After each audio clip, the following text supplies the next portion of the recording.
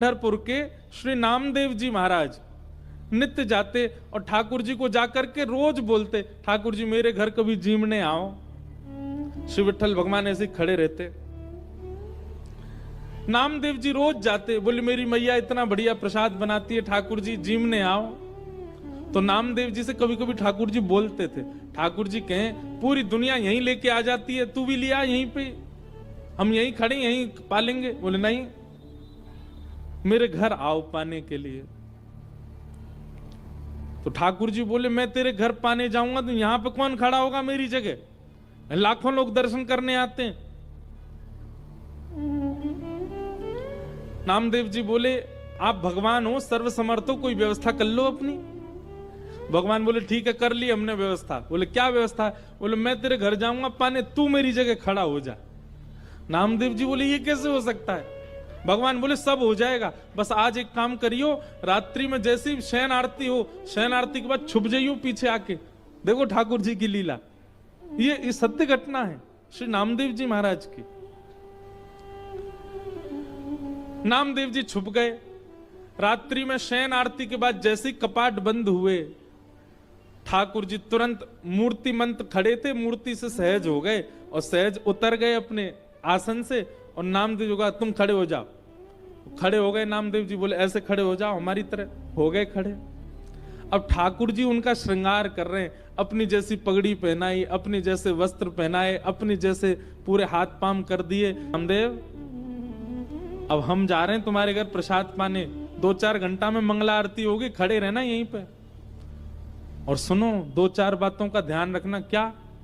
ये सुबह सुबह पुजारी आकर के तुमको ठंडे ठंडे पानी से नवाएंगे, ठिठर मत जाना। अंदर से ठंडी लगे तो भी रोक लेना। नामदेव जी बोले वो कैसे रोकूंगा? बोले हम नहीं रोक रहे इतने साल से, रोज रोज हमको भी नवा देते हैं सुबह 4 बजे, हम भी तो अपनी कंपन होता है रोकते हैं उसको। और सुनो फिर दूध से नवाएंगे तुमको, उसके बाद शहद डालेंगे तुम्हारे ऊपर। और फिर कभी पंढरपुर जाओ तो हमारे कहने से वहां की काकड़ा आरती, तो काकड़ा आरती में क्या करते हैं, दूध से जल से सबसे स्नान करने के बाद फिर ठाकुर जी को मुंह पे मक्खन लगा देते हैं, इतना सारा मक्खन मुंह पे। तो ठाकुर जी बोले स्नान आदि के बाद तुम्हारे मुंह पे मक्खन लगाया जाएगा, तुम्हारा मन तो करेगा कि मैं खा लूं, लेकिन जीभ निकालना नहीं बाहर, उसको लगे ही रहने देना।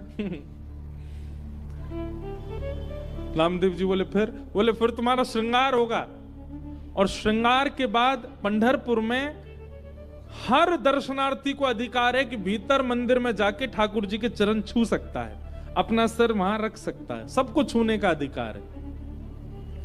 बोले दुनिया भर के लोग तुम्हारे सामने आएंगे, सब लोग आकर के तुम्हारे चरणों में प्रणाम करेंगे, अपने दुख दर्द बताएंगे, सबकी सुन लेना, पूर्ण किसी की मत करना। तुमको दया भी आएगी, कोई रोता हुआ भी आएगा, कोई बहुत ज्यादा विचलित भी आएगा। नामदेव जी बोले क्यों पूरा नहीं करूं? वो सबका विधान बना हुआ है, वो सब काम हमारे लिए छोड़ दो, किसको क्या देना क्या नहीं देना। तुम बस कहीं ऐसा नहीं कि यहाँ खड़े होके कोई रोता हुआ आया उसके आंसू पोंछने लग जाओ, कहीं तुम जरा भी हिल गए तो पुजारी पंडा बहुत मारेंगे, सब कहेंगे कहां गए हमारे ठाकुर जी, कौन खड़ा हो गया आके। नामदेव जी बोले जो आ गया, बढ़िया निमंत्रण दिया भोजन का, मैं तो बंध गया यहाँ पे। बोले हाँ रोज आ जाते हो भोजन करने, आओ अब जा रहे हैं हम भोजन करने, खड़े रहो यहीं पे। और श्री पंडरीनाथ श्री साक्षात द्वारिकाधीश अर्धरात्रि में नामदेव के घर गए, अकेले। द्वार खटखटाया, मां अंदर से चिल्लाती हुई है नामा पूरे दिन मंदिर में पड़ा रहता, आधी रात में आता, सब सो रहे हैं यहां पर। जैसे ही द्वार खोल करके देखा, आहा सुंदर श्री पंडरीनाथ भगवान द्वार पर खड़े हैं, स्वर्ण का मुकुट पहना है, स्वर्ण के आभूषण पहने हैं, कंधे पर हाथ रख करके मधुर कटाक्ष नेत्र हैं ठाकुर जी के, मंद मंद मुस्कुरा रहे हैं। नामदेव जी की माता जी तो विट्ठल, हाँ मैया मैं ही आया हूं विट्ठल। नामदेव रोज निमंत्रण लेके आता, मेरे घर प्रसाद पाने आओ, मैं आ गया।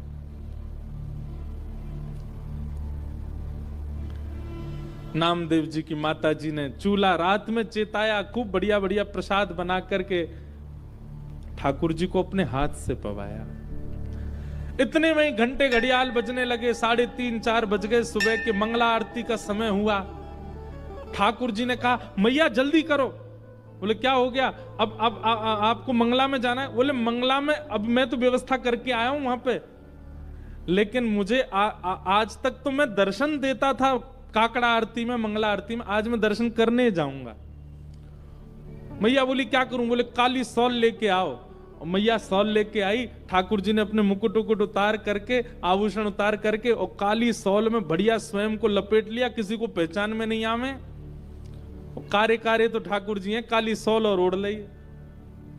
अब तो निकल पड़े, दौड़ के जा रहे हैं देखने के लिए नामदेव कैसा लग रहा है मेरे स्थान पर खड़ा होके। दर्शनार्थी लाइन लगा करके खड़े थे, उन्हीं में ठाकुर जी खड़े हैं और दूर से ही निहार रहे हैं। नामदेव जी चुपचाप नेत्र बंद करके, हाथ बिल्कुल कमर पर, जैसे पंडरीनाथ भगवान खड़े होते हैं बिल्कुल वैसे ही खड़े हैं। और ठाकुर जी दूर से ही देख करके नामदेव की बलियां ले रहे हैं। आहा मेरो नामा कितना अच्छा लग रहा है। गर्भगृह में जैसे ही ठाकुर जी पहुंचे, ठाकुर जी के आते ही नामदेव जी को पता चल गया कि ठाकुर जी आए हैं। सो नामदेव जी मन में सोचे सब प्रणाम कर रहे हैं कि ठाकुर जी प्रणाम नहीं कर ले मुझको, मैं कैसे रोक पाऊंगा? ठाकुर जी प्रणाम कर रहे हैं। ठाकुर जी गए, नामदेव जी को देखा। नामदेव जी को देख करके जैसे ही नीचे सर झुकाया, नामदेव जी के नेत्रों से आंसू गिरने लगे। नाथ ये कैसी लीला कर रहे हो आप? बलैया लेने लगे। अद्भुत हैं बंधुओं ठाकुर जी। ठाकुर जी जैसा प्रेम कौन कर सकता है? अपने भक्त को अपने स्थान पर खड़े होकर उसके दर्शन करने आए हैं। पहले तो खूब बलैया ली, और फिर उसके बाद ठाकुर जी बोले ए नामा तुझे नोच के भाग जाऊं? तू जोर से चिल्लाएगा, पंडित पुजारियों को पता चल जाएगा। नामदेव जी बोले ऐसा मत करो, मैं किसी को बताऊंगा कि आपने मुझे खड़ा किया, कोई मानेगा और नहीं। ठाकुर जी चिढ़ा रहे हैं नामदेव जी को, नामदेव जी घबरा रहे हैं। ऐसी लीला, इसको कहते हैं रास। क्या कहते हैं? रास। ये लीलाएं जब ठाकुर जी आपके लिए सहज हो जाते हैं, ठाकुर जी आपको प्रायोरिटी देने लग जाते हैं, ठाकुर जी आपके लिए यह भूल जाते हैं कि वे परमात्मा हैं, इसको कहते हैं रास। रास का मतलब नाचना नहीं होता। रास का मतलब इन गोपियों के लिए ठाकुर जी सहज हो गए। इन गोपियों के लिए ठाकुर जी ने अपना परमात्म भेष त्याग दिया। इन गोपियों के लिए ठाकुर जी सरल बन गए, दीन बन गए, इसीलिए उसको रास बिहार कहा। गोपियां अपने अपने घरों में, ये गोपियां सामान्य नहीं है बंधुओं, ये त्रेता युग के समस्त दंडकारण्य वन के संत हैं, जो राम जी से मिलने की प्रतीक्षा कर रहे थे। तब हनुमान जी ने जाकर के इनसे कहा आप सब लोग प्रतीक्षा मत करो, केवल राम जी का चिंतन करते करते अपने देह का त्याग करो। आप सब संत ही द्वापर में ब्रज में गोपी बनकर के प्रकट होगे, तब राम जी कृष्ण बन के आएंगे और आप सबके साथ रास बिहार करेंगे। आप सबको वो सुख प्रदान करेंगे जो एक प्रियतम प्रियतमा का होता है आपके गले में। अभी तो राम जी भगवान है, आप सब संतों केवल प्रणाम तक अधिकार होगा, लेकिन द्वापर युग तक प्रतीक्षा करोगे तो एक प्रियतम के भाव से ठाकुर जी आपके गले में गलवैया डाल के रास बिहार करेंगे, वो सुख प्रदान करेंगे जो किसी को नहीं मिला। तब से दंडकारण्य वन के संत वही द्वापर में ब्रज की गोपी बनकर के आए, और जैसे ही कृष्ण प्रकट हुए नंदरानी के भवन में, गोपियों ने जैसे ही श्री कृष्ण को देखा, नन्हे से कन्हैया को देखते ही सब गोपियों को याद आ गया कि अरे हम तो पूर्व जन्म के संत हैं और ये साक्षात राम जी ही कृष्ण बनकर के आए हैं हमारे साथ रास बिहार के लिए। अब सब गोपियां प्रतीक्षा कर रही हैं ये कब उस भाव में आएंगे कि हमारे साथ रास करें। और आज वही दिन आया। 7.5 वर्ष के श्री ठाकुर जी हो गए। तो चोखो मेला नाम के एक भक्त हुए पंढरपुर में। अच्छा, चोखो मेला जो है ये कोई मातृगर्भ से इनका जन्म नहीं हुआ। तो चोखो मेला जी जो थे, इनका जन्म कैसे हुआ? इनके माता पिता वे एक ब्राह्मण थे तो विप्र कुल के दो दंपति दोनों नित्य एकादशी पर श्री पंडरीनाथ भगवान का दर्शन करने जाते थे। एक दिन की बात, पंडित जी के मन में आया कि हम श्री पंडरीनाथ भगवान का भोग लगाने के लिए कुछ आम ले चलें। तो आम लेकर के पंडित जी और उनकी घरवाली दोनों जब मंदिर जाने लगे, तो ठाकुर जी तो इतने प्रेमी हैं भक्तों के कि मंदिर तक आम लेकर के आए, तब तक ठाकुर जी से प्रतीक्षा नहीं हुई। भगवान एक ब्राह्मण का रूप धारण करके बाहर ही चले गए और बाहर जाकर के वो ब्राह्मण दंपति से कहने लगे, हमको बहुत जोर की भूख लगी है, हम बहुत दिन से भूखे हैं, आपके पास बहुत सारे आम हैं, इसमें से 2-3 हमको दे दो। तो विप्र दंपति ने सोचा कोई बात नहीं, 2-3 आम इनको दे देते हैं, बाकी 2 धा के फिर पंडरीनाथ जी का भोग लगा देंगे। लीजिए लीजिए भैया, आप लोग पाओ। अब जैसे ही ब्राह्मणी ने आम दिया, पंडरीनाथ भगवान जिस रूप में आए थे उस रूप में बढ़िया प्रेम से फल पाने लगे। लेकिन वो क्या करते, थोड़ी देर तो आम चूसते, पूरा आम नहीं पाते, थोड़ा सा उसमें छोड़ देते और फिर ब्राह्मणी की गोद में ही डाल देते। और महाराज आधे आधे आम चौंके और चौंक करके उनकी गोद में डालते जाएं। बेचारे ब्राह्मण देवता एक दूसरे, दंपति एक दूसरे को देखने लगे, बोले कि ये क्या कर रहे हैं। बोले कोई बात नहीं। 2-4 आम पा करके और उच्छिष्ट छोड़ छोड़ करके उनकी गोद में ब्राह्मण तो चले गए। अभी दोनों दंपति सोचने लगे कोई बात नहीं, 2-3 आम बचे, इनको धो के पंडरीनाथ भगवान का भोग लगा देंगे, और ये जो आम ये हमारी गोद में छोड़ गए, इनको बांध लो, कोई जानवर या कोई जीव मिलेगा उसको दे देंगे, अभी इनमें आम बचे हैं, कोई जीव खा लेगा। जैसे ही दोनों आगे बढ़े तो ब्राह्मण तो थोड़े आगे चले गए, पत्नी धीरे धीरे पीछे आ रही थी। तभी उसको अचानक इतना भार लगने लगा, वो जो उसने झोली सी बनाई थी, जैसे उसने देखा मेरी झोली इतनी भारी हो गई, खोल करके देखा तो वहीं एक नन्हा सा बालक था, उसी का नाम पड़ा चोखो मेला। उनका नाम चोखो मेला इसलिए पड़ा क्योंकि भगवान ने आम चौंक करके और गोद में मेल दिया, इसीलिए नाम उनका चोखो मेला। अब इनके कोई माता पिता नहीं है, ये ठाकुर जी ने इनको भेजा है। अब चोखो मेला को देख करके, उस बालक को देख करके ब्राह्मणी ने मन में विचार किया, अगर मैं इस बालक को लेकर के गई तो सब लोग पूछेंगे ये कैसे जन्मा, मैं सबको क्या उत्तर दूंगी, मेरी बात कोई नहीं मानेगा कि झोली में अपने आप आ गया। और इस भय से कि संसार के लोग क्या कहेंगे, उन्होंने उस बालक को एक सुरक्षित सा वृक्ष था उसके नीचे छोड़ दिया, उसको स्वीकार नहीं किया। तभी कुछ चर्मकार वहां से निकल रहे थे, उनमें से एक की दृष्टि पड़ी और उस रोते हुए बालक को देख करके उन्होंने उसको स्वीकार किया और भगवत प्रसाद मान करके एक चर्मकार परिवार ने चोखो मेला जी का पालन पोषण किया। धीरे धीरे वो बड़े हुए। अब क्योंकि उनके माता पिता चर्मकार परिवार के हैं, इसलिए कई जगह उनको मंदिर में जाने से रोक दिया जाता। पर ठाकुर जी तो किसी की जात पात नहीं देखते ना, ठाकुर जी तो सबसे प्रेम करते हैं। चोखो मेला जी अपने पिता के साथ में खेती बाड़ी करते थे। एक दिन खेती करते करते उनके मन में आया, इतने सुंदर सुंदर फल, इतने सुंदर सुंदर सब्जियां हुई हैं, मैं क्यों ना इन फलों को पंडरीनाथ भगवान का भोग लगाने ले जाऊं। तो उन्होंने क्या किया, एक केले के वृक्ष से खूब सारे केले ले लिए और एक झोला में बांध करके चल दिए। पंढरपुर से 12 किलोमीटर दूर उनका गांव था। जैसे ही पहुंचे पंढरपुर, इतने आनंद में भर गए कि उन्होंने विचार ही नहीं किया। बहुत लोगों ने रोकने का प्रयास किया कि इनको मंदिर में ना घुसने दिया जाए, ये अधिकारी नहीं है, लेकिन वो तो इतने भाव में आ गए कि वो घुसते ही चले गए। और जैसे भीतर पहुंचे महाराज, लोगों ने घेर करके चोखो मेला जी को पीट दिया, बहुत मारा, उनके वस्त्र फाड़ दिए, सिर में चोट लगी, हाथ में चोट लगी, पैरों में चोट लगी, सब जगह इतना जख्म दे दिया। चोखो मेला जी रोते रोते वापस आ गए। पंडरीनाथ भगवान को भोग नहीं लगा पाए।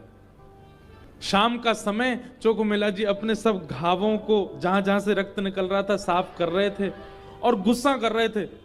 बोले अब नहीं आऊंगा आपके पास, बैठ गए हो, ईंट के ऊपर खड़े हो गए हो, इतने सारे अपने आगे जो है धर्म शास्त्र के मर्मज्ञ लगा दिए हैं, वे सब जात पात देख करके दर्शन कराते हैं।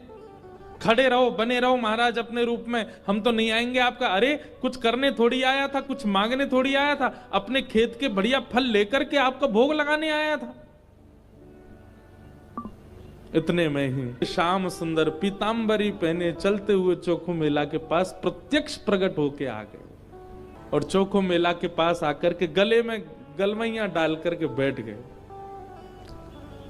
ए चोखा, नाम ही भगवान उसको चोखा बोलते। ए चोखा, तो इतना उदास क्यों हो रहा है? बोले उदास? इतना पिटवाया हमको, हाथ पांव सब तोड़ ताड़ दिए हमारे, और अब मेरे घर आ गए हो, मेरे गले में गलवैया डाल करके बैठे हो। ये सब लीला क्यों करते हो आप? वहां क्यों नहीं रोका आपने सब पुजारियों को, पंडाओं को, ये सब ब्राह्मणों को? ठाकुर जी बोले देख चोखा, वे सब मुझे पूजते तो हैं, मेरी सेवा तो करते हैं, पर मुझको पाषाण मानते हैं, मुझको मूर्ति ही मानते हैं। और जो मुझे पाषाण मानता है ना, उनके लिए मैं पाषाण ही रहता हूं। उनके लिए ना मैं बोलता हूं, ना मैं हंसता हूं, मैं बस एक टक खड़ा रहता हूं, ना मैं खाता हूं, ना मैं पीता, कुछ नहीं। तू तो मुझे पाषाण नहीं मानता ना, तू तो मुझे साक्षात ठाकुर जी मानता है। इसीलिए तो अपने अपने अपने बगीचे के फल लेकर के मेरे पास आया।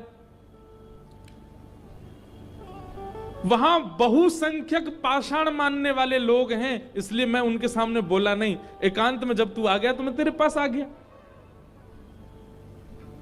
चल चोखा, अब तू मुझे अपने आंगन के फल खिला दे। अपने हाथों से सुंदर छिलका उतार उतार करके श्री पंडरीनाथ भगवान को अपने हाथ से खिला रहा है चोखो मेला। भगवान ने 2-3 केला पाए, और 2-3 केला पाने के बाद में भगवान बोले ए चोखा सुन, अब मत खिला, अब बाकी के जितने बच्चे हैं ये सब मेरी पीतांबरी में बांध दे। चोखा बोला वहां जाकर के पाओगे, सारे मेरे सामने ही पा लीजिए ना, आप बांध करके क्यों ले जा रहे हो, यहीं प्रेम से पालो। पंडरीनाथ भगवान बोले अरे मैंने अपना तो पा लिया, ये बाकी के तो मैं पंढरपुर में रुक्मणी जी बैठी हैं, वो भी भूखी हैं, उनके लिए ले जा रहा हूं, उनको जाके मैं पवा दूंगा। आज चोखा तेरे ऊपर इतना प्रहार किया ना सबने, तेरे ऊपर इतना अत्याचार किया सबने, इसलिए मैंने और रुक्मणी जी ने आज भोजन ही नहीं किया, हम दोनों भूखे हैं। अब मैंने तो पा लिया, अभी रुक्मणी जी के लिए ले जाऊंगा। भगवान अपनी पीतांबरी में केले बांध करके पंढरपुर आ गए, और पंढरपुर में आकर के रुक्मणी जी को पवाया। प्रातः काल ब्रह्म मुहूर्त में जैसे ही कपाट खुले श्री पंडरीनाथ भगवान के, चारों ओर केले के छिलके पड़े हैं, और केले के छिलके देख करके सब पंडा पुजारी बोले हम तो कपाट बंद करके गए, ये केला के छिलका यहाँ कैसे पड़े हैं, ये कौन लेके आया? तभी एक उनमें से बोले कल वो आया था ना एक चर्मकार का बालक, वही अपने संग बांध के लेके आया था इतने सारे केले, उसको सुबह तो हमने मार पीट के भगा दिया, निश्चित ही वो कहीं से रात में आ गया है, और रात में आकर के सब यहाँ खा करके गया है ठाकुर जी के आगे। उसका उद्देश्य तो गर्भगृह को बेकार करना ही था, इसलिए ये सब हुआ है, ये उसी ने किया है। और सब पंडा पुजारी नाराज हो गए, अपने हाथ में डंडा ले करके कमर कस के सब पहुंच गए चोखो मेला के घर, और वहां पहुंच करके घर से निकाल करके फिर पीटा उनको, फिर मारा। चोखो मेला घर में सो रहे थे, और घर में जाकर के वहां से घसीट करके उनको मारा सबने। बोले अरे दुष्ट पापी, तुझको मंदिर में नहीं जाने दिया तो रात्रि तू गर्भगृह में घुस गया। चोखो मेला पिटते रहे, नेत्रों से आंसू बहाते रहे, जय हो पंडरीनाथ, कैसी लीला करते हो, सुबह पिटवाते हो, रात में आकर के खा जाते हो मेरे हाथ से। लेकिन अब की बार श्री पंडरीनाथ नाराज हो गए।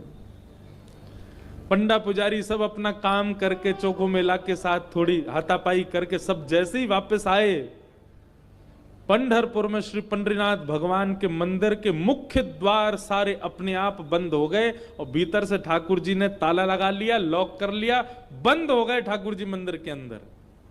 सबने अथक प्रयास कर लिया, लेकिन एक भी द्वार नहीं खुल पाया। पूरा दिन व्यतीत हो गया, बड़े बड़े कारीगर आ गए, लेकिन दरवाजा तोड़ भी नहीं पाए, खोल भी नहीं पाए। तब अंत में सबको लगा हमने कोई अपराध किया है। चारों ओर पंडा पुजारी और बड़े बड़े वेदज्ञ, बड़े बड़े मनीषी सब बैठ गए, हाथ जोड़ करके पंडरीनाथ भगवान की स्तुति गाने लगे। बोले नाथ, हमसे कोई अपराध हुआ तो आप हमें बताएं, दंड दे दें, लेकिन इस प्रकार नाराज होके मत बैठो। तभी मंदिर के भीतर से भगवान ने रुग्ण स्वर में, रोते हुए स्वर में भगवान की आवाज आई। बोले अरे तुम बनते हो बहुत बड़े विद्वान, बहुत बड़े मनीषी, बहुत बड़े ज्ञानी, बहुत बड़े जात पात के नियोजन करता, मेरे भक्त का अपमान करते हो, मेरे भक्त को मारते हो, मेरे भक्त के साथ दुराचार करते हो। नहीं देना मुझे किसी को दर्शन, और अब जब तक पृथ्वी है तब तक यह मंदिर बंद ही रहेगा, मैं भीतर ही रहूंगा। जो मेरे परम वैष्णव भक्त होंगे उनके लिए द्वार खुलेंगे, वो अंदर आएंगे, बाकी सब बाहर खड़े रहो। वैष्णवों ने प्रणाम करके कहा नाथ ऐसे नाराज मत होइए, आप बताइए हमसे क्या अपराध हो गया है, उसका प्रायश्चित कैसे होगा, कृपा करके बताओ। भगवान बोले मेरे चोखो मेला को जिस प्रकार तुम लोगों ने सबने जुट बना करके जाकर के उसको मारा है, अब तुम सभी वेदज्ञ, तुम सभी ब्राह्मण, तुम सभी श्रेष्ठ जन पाल की सजा के लेके जाओ और चोखो मेला को बिठा करके नाचते गाते उत्सव जैसे एक मेरी पाल की सवारी निकालते हो, ऐसे चोखो मेला की सवारी पूरे नगर में घुमाते हुए मेरे सामने लेकर के आओ, तब मेरे द्वार खुलेंगे, तब मैं तुमको क्षमा करूंगा, नहीं तो नहीं करूंगा। भगवान की आज्ञा मान करके गए और चोखो मेला जी को जाके प्रणाम किया। एक दिव्य सिंहासन से युक्त पालकी में चोखो मेला जी को विराजमान करके नाचते गाते हुए, आनंद करते हुए, उत्सव जैसे ठाकुर जी का उत्सव मनता उससे भी अधिक उत्सव मनाते हुए चोखो मेला को लेकर के आए। और जैसे ही पंडरीनाथ भगवान के सामने पालकी पहुंची, अपने आप मंदिर के सारे द्वार खुल गए और मानो आज लग रहा था कि भक्त भगवान का नहीं, भगवान भक्त का दर्शन कर रहे हैं, भगवान चोखो मेला का दर्शन कर रहे हैं। तो एक ब्राह्मण थे, वो भागवत जी का रोज पाठ करते थे। घर वालों ने उनका व्यापार चालू करवा दिया, वो भी ठप हो गया, उनको नौकरी में लगा दिया, वहां से भी छोड़ छाड़ के आ गए। क्यों? उनको संसार की किसी भी क्रिया में आनंद आता है, वो केवल भागवत ही पढ़ते रहते थे। बस भागवत करवा लो, कितनी हो सके भागवत पढ़वा लो, भागवत का पाठ करवा लो, इतने इतने रसिक हो गए थे भागवत के। तो किसी पड़ोसी ने आकर के कान भर दिए, बोले इसका ब्याह करा दो, पत्नी आएगी, अकल ठिकाने आ जाएगी। ब्राह्मण देवता पूरे दिन पाठ करते थे, पड़ोसियों ने आकर के घर वालों का इसका ब्याह करा दो, पत्नी आएगी, अपने आप पत्नी को प्रसन्न करने के लिए, बालकों को सुख सुविधा के लिए कर्म करना पड़ेगा, फिर तो करेगा कहीं व्यापार। ब्याह हो गया, लेकिन ब्याह के बाद भी उनकी स्थिति बदली नहीं। वो भागवत जी पढ़ते रहते थे, भागवत जी का पाठ करते रहते थे। 2-4 साल तक पत्नी ने सहा, कुछ दिन कहा, पत्नी ने कहा ये तो मानेंगे नहीं, अब घर चलाने के लिए कुछ तो करना, तो मैं ही करती हूँ। तो 2-4 घरों में जाके रोटी बनाती थी, उनकी पत्नी ये काम करती थी।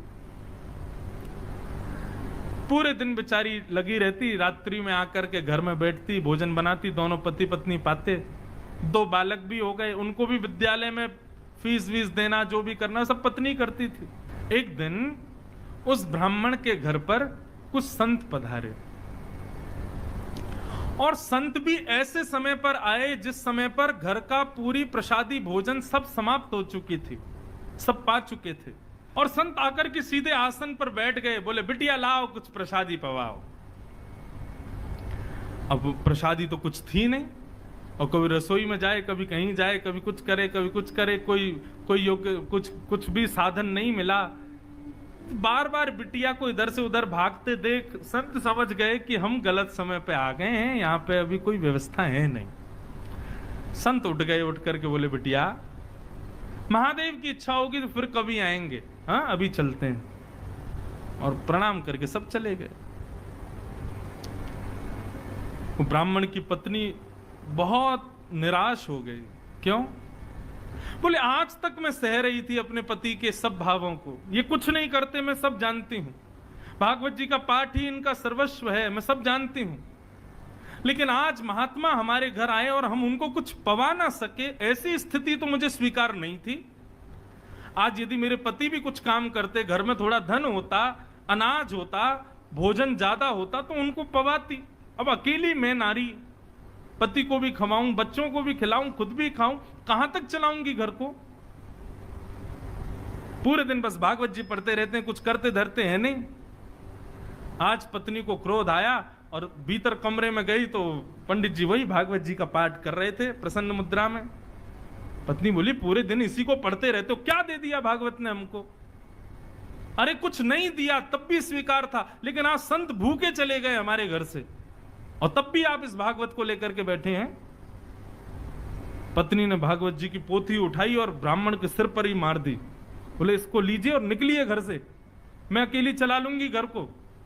यही भागवत तुम्हारा सर्वस्व, तो इनके साथ अकेले कहीं और रहो, यहां लौट करके मत आना जब तक मन में भाव ना आ जाए कि मुझे कुछ करना है। ब्राह्मण देवता अपनी भागवत जी को, उसके पन्ने बिखर गए थे, सब समेट करके हृदय से लगा करके रोने लगे और मनी मन विचार करने लगे, हे नाथ, मेरी पत्नी को आप साधारण पृष्ठ के रूप में दिखाई देते हो, पन्ने के रूप में दिखाई देते हो, लेकिन मैं जानता हूं ना आप प्रत्यक्ष कृष्ण हो। हे नाथ, मेरी पत्नी का कल्याण करना, उसका मंगल करना नाथ। और अपनी भागवत जी को समेट करके गंगा किनारे चले गए और गंगा किनारे जाकर के खूब रोए, ठाकुर जी को याद कर करके, कथाओं को पढ़ पढ़ के खूब रोए। बोले, मुझे इस बात का दुख नहीं कि पत्नी मुझ पर चिल्लाई, पत्नी ने मुझे गलत कहा, लेकिन मुझे इस बात का कष्ट है कि मेरी प्राण प्यारी भागवत जी को उसने इस प्रकार निरादर किया। ये साक्षात कृष्ण है। कोई बात नहीं ठाकुर जी, उसको सद्बुद्धि देना, उसका कल्याण करना। इतनी सहनशीलता, इतना समत्व और इतनी सुहृदता को देख करके ठाकुर जी रह नहीं पाए और भगवान नन्हे से बालक बन करके काशी में प्रकट हो गए।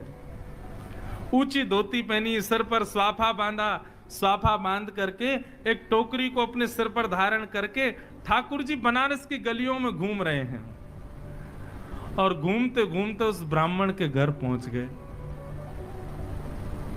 गेट खटखटाया, ब्राह्मणी ने गेट खोला।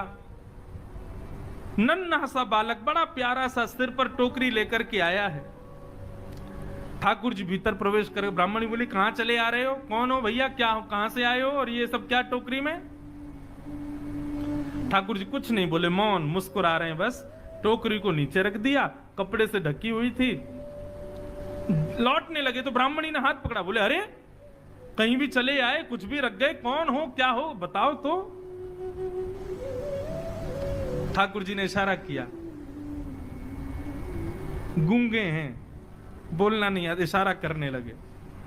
ब्राह्मण बोली, अच्छा गूंगे हो? ठाकुर जी बोले, गूंगे, लिखना तो आता होगा? ठाकुर जी बोले, लाओ लिख के बताते हैं। तो ठाकुर जी ने उसमें कुछ लिखा और लिख करके पन्ना बंद करके उसको दे दिया, चले गए। ठाकुर जी ने क्या लिखा था कि आपके पति, जो भी उनका नाम, वे मेरे यहां मजदूरी करते हैं और आज से नहीं, बचपन से मेरी मजदूरी कर रहे हैं, लेकिन आज तक उन्होंने अपना वेतन मुझसे नहीं लिया है। आज तक उन्होंने अपना जो उनकी मजदूरी होनी चाहिए वो उन्होंने मुझसे ली नहीं है। लेकिन आज मुझे किसी ने आकर के बताया कि उनको धन की बहुत आवश्यकता है, तो बचपन से लेके आज तक उनकी जो मजदूरी थी वो मजदूरी में देने आया हूं। और ऐसा लिख करके और ठाकुर जी वहां से चले गए। बोले, मजदूरी? जैसे ही कपड़ा हटाया तो उस डलिया में सोने, चांदी, हीरे, जवाहरात, सबसे भरी हुई लबालब वो डलिया, ऐसी ऐसी मणियां, जो मणियां विश्व में देखने को नहीं मिलती, वो सब उसमें रखी थी। पत्नी मन में सोचने लगी, अरे मैं तो बेवजह गुस्सा हो रही थी, मेरे पति तो छुपा रुस्तम हैं, छुप छुप करके कहीं जाकर के मजदूरी करते थे, मुझे बताया भी नहीं। हो सकता है मैं घरों में रोटी बनाने जाती होंगी, उस समय चले जाते होंगे, और बताओ देखो मुझे बताया नहीं। आज इतना धन, अरे हम तो करोड़पति हो गए, हम तो खरबपति हो गए, मैंने भी बेवजह अपने पति पर गुस्सा किया। बालकों को भेज दिया, जाओ पिताजी जहां मिले उनको बुला लाओ। बालक गए तो पिताजी गंगा के किनारे बैठे रो रहे थे। पिताजी पिताजी, माँ ने आपको घर बुलाया, चलो। बालक चले गए। उन्होंने भागवत जी की पोथी को हृदय से लगाया, रोते हुए घर आ रहे थे और बार बार प्रार्थना कर रहे थे, हे नाथ कृपा करना मेरी पत्नी की बुद्धि सुधरे। जैसे ही अपनी गली के घर की गली में आए तो अपने घर को पहचान ही नहीं पाए। क्यों? आज तो घर का स्वरूप ही बदल गया। दिए जल रहे हैं, द्वार पर बढ़िया सुंदर रंगोली बनी हुई है, सुंदर पुष्पों से घर के द्वार को सजाया हुआ है। ब्राह्मण बोले, ये मेरा ही घर है। सुबह तक तो ऐसा लग रहा था तेजहीन, और अभी ऐसा लग रहा है मानो सारे देवता ही मेरे घर में आ गए हों। ये क्या स्थिति हुई? चंद घंटों में सब बदल गया। ब्राह्मण ने जैसे ही भीतर प्रवेश किया, पत्नी ने आकर के थाल से आरती उतारी, जय हो, नए नए वस्त्र पहने हैं। ब्राह्मण को समझ नहीं आया, बोले ये सब क्या हुआ देवी? सुबह तो तुम बड़ी नाराज थी, हैं? सुबह तो हमारी पोथी हमारे सिर पे मार दी, भगा दिया घर से, अब हमारी आरती उतार रही हो, सब क्या हुआ? ब्राह्मणी बोली, आपकी चोरी पकड़ी गई। बोले, मेरी चोरी? कौन सी? आप अपने आप को दिखाते हैं कि आप कुछ करते नहीं हो, लेकिन आपने बचपन से मजदूरी की है। आज आपका मालिक आया था आपकी मजदूरी देने के लिए। ब्राह्मण बोले, मेरा मालिक? कौन सी मजदूरी भैया? बोले, हाँ, गूंगा मालिक आया था, आपको बोलना नहीं आता, उसको गूंगा है ना वो। तो ब्राह्मण देवता बोले, गूंगा मालिक? ये कैसा मालिक है भैया? क्या मजदूरी देके गया? कक्ष खोल करके दिखाया तो डलिया रखी थी, सोने चांदी हीरे जवाहरात सब उसमें रखे थे। बोले, देवी मेरा कोई मालिक नहीं है, ये मेरी कोई मजदूरी नहीं, मैं कुछ नहीं करता, मैं तो केवल भागवत अध्ययन करता हूं। बोले, आपका मालिक आया था, गूंगा मालिक, और वो बता करके गया कि आपने मजदूर। तुमको कैसे पता? वो तो गूंगा था, बोलना जानता, तुमको कैसे पता? बोले, ये पर्चा दिया। जैसे ही पर्चा खोल करके देखा तो सारे शब्द उस पर्चे में घूमने लगे, और तभी उस पर्चे पर ही त्रिभंग ललित श्याम सुंदर की आकृति प्रकट हो गई। ब्राह्मण देवता रोने लगे और रो करके अपनी पत्नी के चरणों में प्रणाम किया और कहा, हे देवी, ये कोई सामान्य व्यक्ति नहीं थे, सामान्य मालिक नहीं थे, पूरे विश्व के जगत नियंता, जगदाधार, जगदीश्वर थे। मैंने बचपन से आज तक भागवत का पाठ कभी अपने सुख के लिए नहीं किया, केवल उनके लिए किया। जग को सब मजदूरी देते हैं, मेरी मजदूरी देने आज श्याम सुंदर आए थे, वही आकर के सब दे करके गए। एक भोंदू रहता था, पर वो इतना सीधा था कि सब प्यार से उसको भोंदू ही बुलाते थे। गायों की सेवा करता था, और जिस आश्रम में रहता था वहां के गुरुदेव शाम को प्रवचन करते थे तो सबसे पीछे बैठ के सुनता था। भोंदू को लगता था गुरुजी जो बोल रहे हैं ये बिल्कुल सत्य है, इसमें कोई झूठ नहीं है। एक दिन गुरुजी प्रवचन करते हुए बोले, यमुना के पल्ली पार भांडीर वन में ठाकुर जी गैया चराने आए। भांडीर वन का नाम सुनते भोंदू कान खड़े हो गए। बोले, भांडीर वन तो मैं जाता हूँ गैया लेके, मुझे तो कभी मिले नहीं वहां पे। अरे मुंह में ही कमी होगी, मुंह में ही सामर्थ्य नहीं होगी उनको देखवे कि मैं ही नहीं देख पाए होंगे, वो तो आते होंगे वहां पे, मुझे ना दिखे होंगे। भोंदू ने पहली बार जिज्ञासा करी, गुरुदेव ठाकुर जी दिखते कैसे हैं? तो गुरुदेव भी हंस गया, अच्छा भोंदू पूछ रहा है, बैठ जाओ बताते हैं। मोर मुकुट पहनते हैं ठाकुर जी, और बोले 2 कान हैं लेकिन कुंडल एक ही पहनते हैं। ठाकुर जी ऐसे पुष्प तोड़ के कान के ऊपर लगा लेते हैं, दोनों कानों में एक ही कुंडल को फेर फेर के पहनते। ठाकुर जी पीली पीतांबरी, ऐसी ठाकुर जी पीली पहनते, पीली पीतांबरी। माला कैसी पहनते हैं? ठाकुर जी ऐसी पहनते हैं पूरी पैरों तक जाए। ये देखो गुरु जी कह रहे हैं तो निश्चित है भंडीर वन में आते हैं ठाकुर जी। भोंदू अपनी गैया लेकर के भंडीर वन पहुंच गया। गैया चर रही थी, अब भोंदू ढूंढ रहा है, कभी वृक्ष के नीचे जाके देखे, कभी कहीं देखे, कभी ढूंढे कहीं से चंदन की सुगंधी आ जाए। गुरुजी बता रहे थे उनमें से चंदन की सुगंधी आती है, क्या पता कन्हैया यहीं कहीं हो। इतने भाव से, इतने प्रेम से और इतने भोलेपन से ढूंढने लगा ठाकुर जी को, और ठाकुर जी नहीं मिलते ना तो अपने आप को ही कोसता, मुंह में योग्यता ना होगी, यही मारे ना मिल रहे, ठाकुर जी तो यही है। गुरु जी की बात गलत नहीं है, ठाकुर जी तो यही है। उसके उस सहज भाव पर, उसके उस सरल भोंदूपने पर ठाकुर जी रीझ गए। और इतने में ही भोंदू हताश निराश उदास बैठा था, खुद को कोस रहा था, मुंह में योग्यता ना है, मुंह ठाकुर जी मिलना है रहे। इतने में ही देखा सामने से असंख्य गायों का झुंड आ रहा है, और भोंदू ने जैसी उन गायों को देखा, ऐसी गाय कभी देखी नहीं, अलग गाय, सींग चमक रहे हैं, सींगों के ऊपर के भाग में सोने चांदी मढ़े हुए हैं, ऐसी ऐसी सुंदर सुंदर तंदुरुस्त गैया। तभी देख रहा है भोंदू, पीतांबरी पहनी है, गले में वैजंती माला धारण की है, सिर पर पाग पहनी है, एक कान में कुंडल है, मंद मंद मुस्कुरा करके दतुइयां दिखा रहे हैं, कटाक्ष नेत्रों से कभी इधर देख रहे हैं कभी उधर देख रहे हैं, अपनी वेणु को कमर में कस करके गैयाओं के गले में गलवैयां डाल करके श्याम सुंदर भोंदू की तरफ चलते भय आ रहे हैं। ये दृश्य देख करके हाथ पांव कांपने लगे भोंदू के। उसको लगा मेरे पास तो आएंगे ही नहीं, ये वहीं से मुड़ जाएंगे, अब मैं उनके पास जाके उनको असहज नहीं करूंगा, यहीं से देख लूं, यहीं से प्रणाम कर लूं।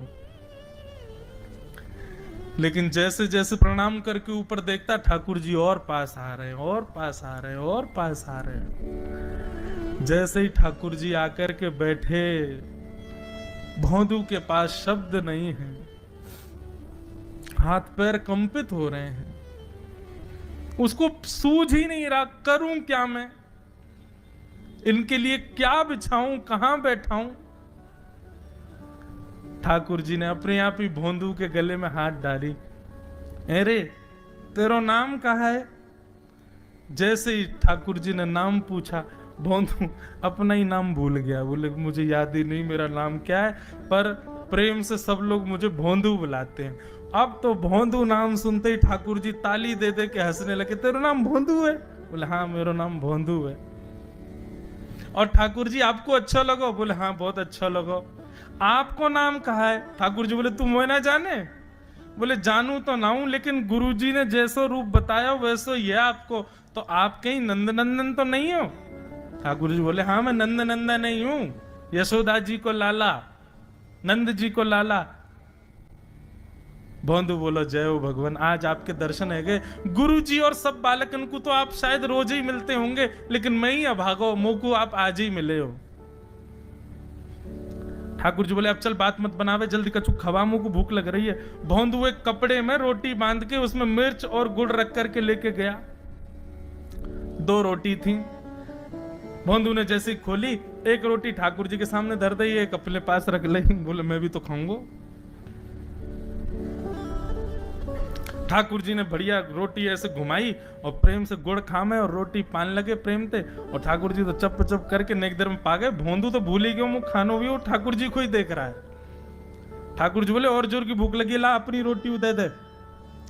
भोंदू बोलो मुंह को भी भूख लगी है। बोले अच्छा चल आधी आधी खा ले, या मैं ते आधी तू खा ले आधी मैं खा लूं, दोनों खा लिए।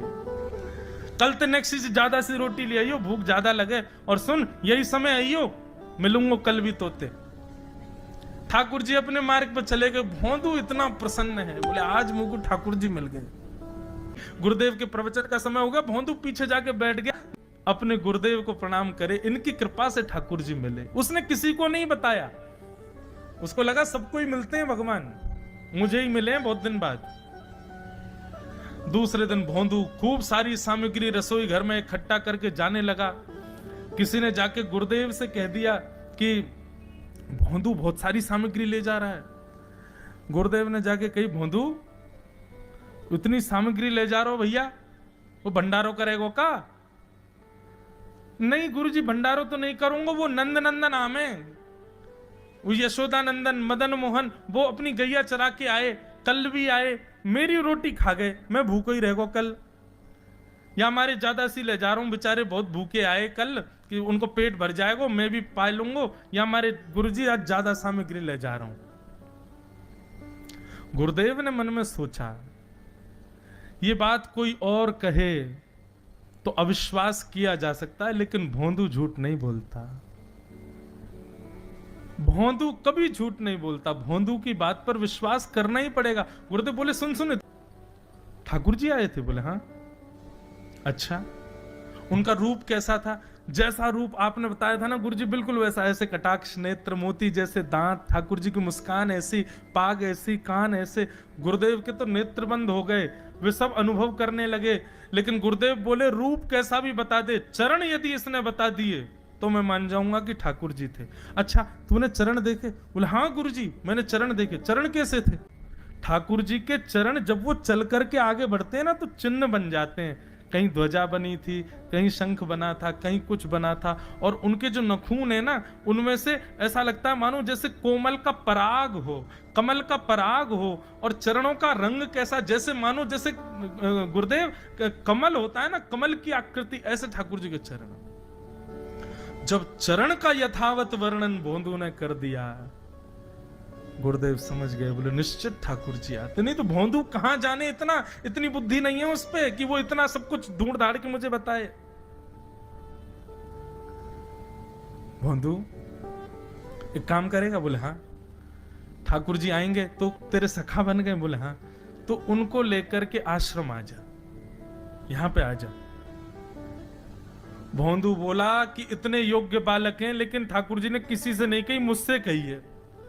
अगर मैंने ये काम नहीं किया तो मेरा जीवन व्यर्थ है। भोंदू को लगा ठाकुर जी सबसे ही मिलते हैं, गुरु जी किसी से भी कह के बुलवा लेते, मुझको काम दिया। भोंदू ने तो उसको अपने हृदय में ले लिया, अब ये काम मुझे करना है। बोले गुरु जी मैं वचन दे के जा रहा हूं, ठाकुर जी को मैं लेके आऊंगा। जा बेटा। भोंदू वन में चला गया। अब तो उसको मिलने की भी एक्साइटमेंट नहीं है और कोई उसके मन में भाव ही नहीं है, उसको ये है बस ठाकुर जी को मैं ले जाऊं। जाकर के बैठा, ठाकुर जी अपनी गैया चराते भये। ठाकुर जी आए, रूप देख करके फिर से भावुक हो गया भोंदू। ठाकुर जी आकर के बैठ गए, बोले चल जल्दी निकाल रोटी, भूख लगी है मुंह को। भोंदू सजाता जा रहा है थाली, ठाकुर जी को देता जा रहा है। बोले जय जय, एक प्रार्थना करूं? बोले करो। आप मेरे संग मेरे सखा हो ना आप? बोले हाँ तेरो सखा हूं, तो मेरी बात मानोगे? बोले कहा, आप मेरे संग आश्रम चलो गुरु जी के पास। ठाकुर जी रोटी पाते जा रहे, ठाकुर जी ने अनसुनी कर दी बात। बोले जय जय कछु कहो ना, आप चलोगे ना? ठाकुर जी बोले हम तेरे सखा हैं, तेरे गुरु जी के सखा नहीं है। तू मोते मिल, तू मेरे संग खा, तू मेरे संग रहे, तू कछु कर, तो कुछ सब अधिकार है। लेकिन ये हम गुरु जी ते मिल, बातें मिल, ये सब हम नहीं करेंगे। हम बस तेरे सखा हैं, तो ये जाने और कोई ये ना जाने। जय जय ऐसे मत कहो ना, वे नहीं बताते तो मैं तो आपको देख ही नहीं पाता, मैं तो आपको जानता ही ना हूं। उनने ही तो मुझको बताई कि आप भांडीर बनाते हो, आपका रूप ऐसा है। उनने कृपा करके मुझको आपसे मिलवाए हो, वही हमारी मित्रता के मूल आधार है, उनसे तो मिलवे चलो ना। ठाकुर जी बोले देख ज्यादा जिद मत करे, हमने तो उसे एक बार कह दी हम नहीं जाएंगे, नहीं जाएंगे, नहीं जाएंगे। ठाकुर जी रोटी पा रहे थे तो भोंदू ने हाथ से रोटी और छनाई, बोले ये भी दो, ये भी गुरु जी की है, लाओ ये मिर्च गुड़ सब दो, ये सब गुरु जी को, ये भी मत खाओ। और सुनो, यदि हमारे गुरु जी से आपको प्रेम नहीं है तो हमको आपसे प्रेम नहीं है। कलते अपनी गैयान को लेकर कहीं और चरावे जाओ, होंगे तुम नंदन नंदन अपने गांव के, मेरे गुरु जी के पास नहीं जाओगे। और सुनो, ये मुंह में जो रोटी रखी जाओ को उगल ले आओ, ये भी गुरु जी की रसोई में बनी है, हमारे गुरुजी से नहीं मिलेंगे। ठाकुर जी बोले अरे भोंदू ने रुक तो, नहीं नहीं नहीं अब तो मैं सुनूंगा ही नहीं, आपने ऐसे कैसे कह दी नहीं जाएंगे, 3 बार नहीं जाएंगे, नहीं जाएंगे। और ये भांडीरवन मेरो है, मैं यहां गैया चरावे आऊं, कल से अगर तुम और तुम्हारी गैया दिख गई मुंह को तो तुम्हारी गैयान को लेके मैं चलो जाऊंगा आश्रम, फिर तुम्हारी मैया बाबा तुमको मारेंगे। ठाकुर जी बोले अरे भोंदू इतना नाराज? बोले यदि मुझसे मित्रता रखनी है तो मुंह को वचन देना पड़ेगा कि आप आश्रम चलोगे, और अगर आपने फिर से नहीं कही तो मैं जा रहा हूं वापस, और कभी आपको मुख नहीं देखूंगा, अपना मुख नहीं दिखाऊंगा। ठाकुर जी बोले इस मुख को देखने के लिए या संग के लिए लोग पता हो तो कितनी तपस्या करें। बोले जो तपस्या करें उनको मुबारक, तुम मुंह को ना चाहिए, मुंह ना मिलना तुमते, मुंह कोई गरज ना पड़ रही तुमते, आज तक नहीं मिले, कल ही तो मिले हो मोते, वो भी गुरुदेव की कृपा से मिले हो, जाओ मत मिलियो, मुझे ना चाहिए तुम। ठाकुर जी बोले मैं तो ना जाऊंगा, मैं तो तेरे पास ही रहूंगा। बोले तुम मत जाओ, मैं जा रहा हूं। कि जाने लगा वापस। भोंदू, ठाकुर जी पुकार रहे हैं भोंदू को। मानो जैसे त्रिलोकी लेके जा रहा है वो ठाकुर जी की, जैसे मानो पूरा ऐश्वर्य ठाकुर जी का ले जा रहा हो। अरे भोंदू नेक रुक तो जा। भोंदू बोला अपना मुख भी नहीं दिखाऊंगा यदि आप नहीं चलोगे तो। भोंदू थोड़ी दूर गया, ठाकुर जी को लगी वापस आ जाएगा, थोड़ी और दूर गया, लगा अब आ जाएगा, लेकिन जब भोंदू दिखना बंद हो गया हमारे ठाकुर जी विचलित हो गए, दौड़े भोंदू की तरफ। ठाकुर जी दौड़ करके गए और जाकर के भोंदू के पित्ती पे चढ़ गए, बोले ले चल अपने गुरुदेव के पास, चलूंगा तू जहां कहेगो, लेकिन तो दूर नहीं जान दूंगा। और भोंदू ठाकुर जी को ऐसे ऊपर चढ़ा करके लेकर के आश्रम जा रहा है। गुरुदेव आकर के खड़े हो गए और मन में बस विचार कर रहे थे, हाथ पांव कांप रहे थे, बोले ठाकुर जी आएंगे कि नहीं। इतने में ही भोंदू आया और तभी देखा भोंदू के पिद्दी पर ठाकुर जी टंगे भय आ रहे हैं। आज गुरुदेव ने जाकर के पहले भोंदू को प्रणाम किया, बोले जय हो, धन्य है। इतनी तपस्या की, इतना भजन किया, घर परिवार त्याग दिया, वैराग्य त्याग सब हमारे जीवन में, तब भी ठाकुर जी नहीं मिले। लेकिन वारे भोंदू, तेरी सरलता, तेरी सहजता, तेरा ये निर्मल भाव कि ठाकुर जी तेरे अधीन होके यहां आश्रम तक चले आए। महाराष्ट्र में भक्त हुए श्री त्रिलोचन जी, परम संत सेवी, श्री पंडरीनाथ भगवान के चरणों में ही रहते थे। पति पत्नी दोनों निवास करते थे, उनके कोई संतान नहीं थी, तो इसलिए उन्होंने जीवन भर क्या नियम अपनाया कि जो भी धन आदि उनके पास था, जो भी वैभव था, उन्होंने वो पंढरपुर आने वाले वैष्णवों की सेवा में खर्च करने का उसका मन बनाया कि यहां इतने दर्शनार्थी आते हैं, सबका भोजन प्रसादी सामग्री हमारे घर में बना करेगी। तो श्री त्रिलोचन जी पंढरपुर आने वाले दर्शनार्थियों को घर बुला करके प्रेम से भोजन पवाते थे। और जितने भी दर्शनार्थी दर्शन करके पंढरपुर से जाते थे, वो अन्य संतों को कह देते, बोले कहां जा रहे हो? बोले पंढरपुर जा रहे हैं। बोले भैया पंढरपुर जा रहे हो तो त्रिलोचन जी के यहां जाना, उनके यहां भोजन प्रसादी बहुत बढ़िया संतों के अनुकूल बनाते हैं। बड़ी ख्याति हो गई महाराज जी, अब तो जितनी भीड़ पंढरपुर विठल मंदिर में, उतनी भीड़ त्रिलोचन जी के घर के बाहर संतों की, दर्शनार्थियों की, सब प्रसाद पाने के लिए जाते। त्रिलोचन जी और उनकी पत्नी बड़े प्रसन्न कि इतने संतों की सेवा हम कर पा रहे हैं, ये हमारा सौभाग्य है। धीरे धीरे दोनों वृद्ध अवस्था को प्राप्त हो गए। दोनों वृद्ध हो गए तो अब इतनी सामग्री बना नहीं पाते, कोई सेवक नहीं था, स्वयं बनाते थे पति पत्नी मिलकर के। अब तो ऐसा हो जाता, कभी कभी दाल लग जाती, जल जाती, रोटियां सेकते तो रोटियां जल जाती। वृद्ध अवस्था, थक भी गए थे बहुत ज्यादा, तो प्रसाद पवाते तो थे, संत जन बेचारे प्रेम से स्वीकार तो करते, पर अब स्वाद नहीं होता था, तो बेचारे जैसा था उसको पाते, थोड़ा बहुत पा करके चले जाते। धीरे धीरे संतों का आगमन अब कम होने लगा। त्रिलोचन जी इस बात से बड़े परेशान हो गए, बोले भैया संत हमारे घर से आना बंद हो गए, हम क्या करें? तो श्री त्रिलोचन जी महाराज ने बाहर एक बड़ा सा कुछ होर्डिंग जैसा लगा दिया, उस पर लिख दिया कि अंदर कोई संत सेवा आदि के लिए एक सेवक की आवश्यकता है। अगर किसी के अंदर सेवा भाव हो तो वो आकर के भीतर संपर्क करे। सेवा, ब्रजवासी सेवा, गौ सेवा, इन सब सेवाओं के प्रकल्प में यदि आप सेवक की कामना करोगे तो कहीं ना कहीं किसी ना किसी रूप में ठाकुर जी आएंगे सेवा के लिए। त्रिलोचन जी ने बाहर लिख दिया कि भाई संत सेवा के लिए सेवक की आवश्यकता है, यदि कोई सेवा भावी सेवा करना चाहता है तो भीतर आके संपर्क करे। अब यह बोर्ड पढ़ लिया हमारे श्री पंडरीनाथ भगवान ने, और श्री विठल भगवान एक छोटे से बालक का रूप धारण करके त्रिलोचन जी के यहाँ पहुंच गए। त्रिलोचन जी के यहाँ पहुंचे, त्रिलोचन जी बैठे थे। बोले साहब जी, आपने बाहर लिख रखा है संत सेवा के लिए यदि कोई इच्छुक हो तो भीतर आके संपर्क करे, मुझे सेवा करनी है। त्रिलोचन जी और उनकी पत्नी देखें, बोले कितना छोटा सा बालक है, कितना प्यारा है, ये तुम्हारे माता पिता नहीं है? बोले होंगे तो पता नहीं, मुझे तो पता नहीं, मैंने कभी देखा नहीं अपने माता पिता को, मैं अकेला ही हूं। ना मेरे कोई भाई है, ना कोई मेरे मित्र है, ना मेरे कोई बंधु है, ना मेरे माता पिता, मैं अकेला ही हूं। त्रिलोचन जी की पत्नी को तो इतनी दया सी आ गई, अरे राम राम, बेचारा अकेला बालक है। अच्छा चलो ठीक है, तुम यहां सेवा कर लेना, लेकिन कुछ नियम है उनको सुन लो। सबसे पहले तो अपना नाम बताओ, तुम्हारा नाम क्या है? विट्ठल भगवान ही थे, वो तो छोटे से बालक के रूप में गए थे। बोले मेरा नाम है अंतर्यामी। त्रिलोचन जी बोले नाम सुनकर के तो ऐसा लगता है जैसे सच में अंतर्यामी है क्या। अच्छा बेटा अंतर्यामी सेवा करोगे? बोले ये सेवा करना तो मेरा जन्म जन्मांतर का काम है, मैं यही तो करता हूं। संतों की सेवा करना, वैष्णवों की सेवा करना, भक्तों की रक्षा करना, ये मेरा जन्म सिद्ध अधिकार है, मैं इसी के लिए ही आता हूं। त्रिलोचन जी और उनकी पत्नी एक दूसरे का मुख देख करके बोले नेक सा बालक है, लेकिन बोलता कैसे है? ठाकुर जी तो सत्य बोल रहे थे।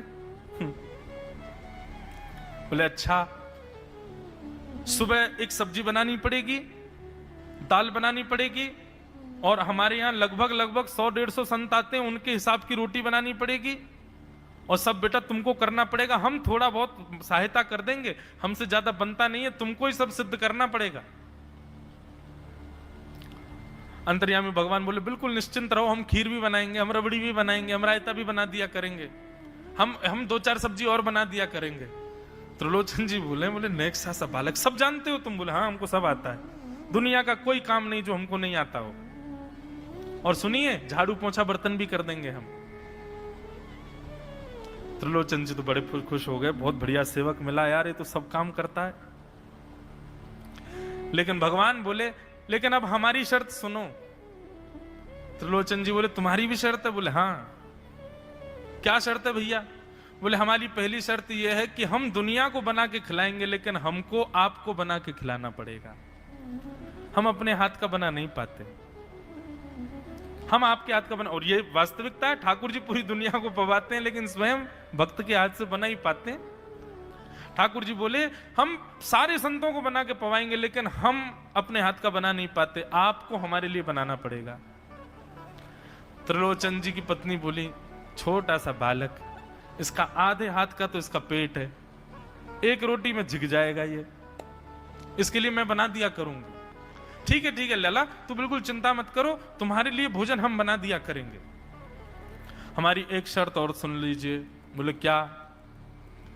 हम कितना भी खाएं हमको टोकना नहीं कभी कि इतना क्यों खा रहे हो।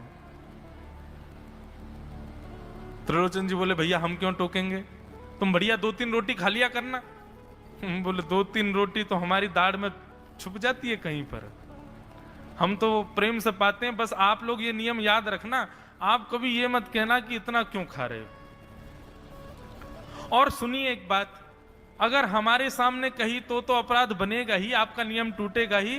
किसी और से जाकर के यदि आपने कह दिया कि बहुत खाता है, क्या बताएं, तो हम उसी दिन अंतर ध्यान हो जाएंगे, उसी दिन आपका घर छोड़ के चले जाएंगे, फिर दूरते रहना सेवक। त्रिलोचन जी बोले हम क्यों कहेंगे भैया, हम तो कभी नहीं कहेंगे, हम दोनों तुमको वचन देते हैं, तुम प्रेम से रहो, सबका सेवा करो, हम कभी नहीं कहेंगे कि इतना खाता है। भगवान बोले तो ठीक है, फिर कल से सेवा शुरू। अगले दिन महाराज त्रिलोचन जी और पत्नी उठे सवेरे ब्रह्म मुहूर्त में, देखा तो महाराज भीतर ही ठाकुर जी बढ़िया अपनी कमर कस करके, सिर पर ढांटा बांध करके, मुंह पर कपड़ा लगा करके, और कढ़ाई में लिए चला रहे हैं, बना रहे हैं दाल। एक हाथ से दाल बना रहे हैं, फिर दौड़ के जाते हैं दूसरी कढ़ाई पे, वहां पर खीर बना रहे हैं, फिर कहीं जाते हैं वहां पूड़ी उछाल उछाल करके धर रहे हैं। त्रिलोचन जी और उनकी पत्नी देख रहे खड़े खड़े, अकेले ठाकुर जी सब बना रहे हैं, नेक सा बालक। 8 बजे से संतों की जमात आनी प्रारंभ हो गई, सुबह के समय हो गया। महाराज अकेले ही पत्तल लेकर के दौड़ते हैं, सारे संतों को पत्तल बांटे आते हैं, फिर अकेले ही सामग्री लेकर के जाते हैं और लेकर के सबको बांटते हैं। त्रिलोचन जी कोई सामग्री लेके जाएं तो ठाकुर जी बीच में ही आ जाते हैं, बाबूजी आप जाके बैठो, मैं बांट रहा हूं ना, आप उठ के मत आओ, आप उठ के आओगे सब फैल जाएगा, मैं कर रहा हूं ना सब। अकेले ठाकुर जी, अकेले अंतर्यामी भगवान सब कर रहे थे। और त्रिलोचन जी और उनकी पत्नी बड़े प्रसन्न, जय हो विठोबा, तेने तो भैया ऐसा लगे साक्षात तुम ही आ गए हो, कितनी कृपा हो रही है, देखो कैसा सेवक मिला है, हमें भली संतान नहीं दी ठाकुर जी ने, लेकिन ऐसा सेवक दिया है जिससे परिपूर्ण आनंद हो गया है। संतों की भोजन प्रसादी हुई, महाराज खूब प्रेम से सब संतों को पवाया। संत भी सब वाहवाही करके गए, बोले वाह त्रिलोचन जी आपके यहां खूब बार पाया, लेकिन आज जैसा प्रसादी हमने कभी नहीं पाई। त्रिलोचन जी बड़े प्रसन्न।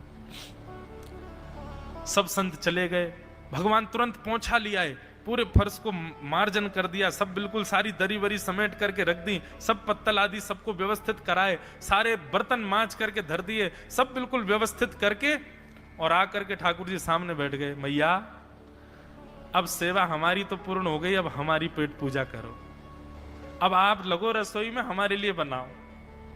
वो तो इतने भाव में आ गए, अरे मेरे लाला मैं अभी बना के लाती हूं।